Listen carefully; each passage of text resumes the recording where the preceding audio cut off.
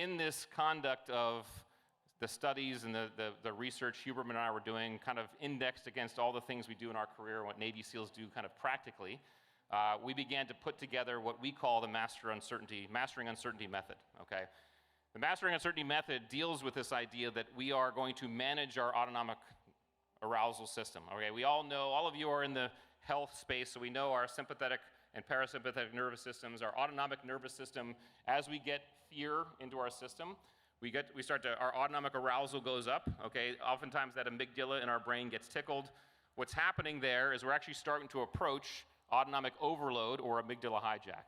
What that means is our frontal lobe, the decision-making part of our brain, is starting to take a back seat, and our limbic brain, our emotional part of our brain, is starting to take precedence. So in the extreme cases, autonomic overload or amygdala hijack, what has happened is our frontal lobe has taken a full back seat, our limbic brain is forward, and we are acting without thinking.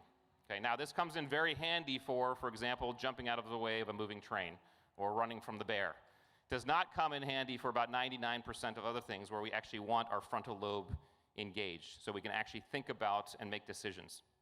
So when we talk about managing our fear in uncertainty, the way we start to do it, and the Mastering Uncertainty method, is centered around this idea that we are going to buy down uncertainty and or anxiety, and therefore buy down fear. We're going to buy down one or both of those factors to then buy down our fear. All right, so the question is, how do we do it?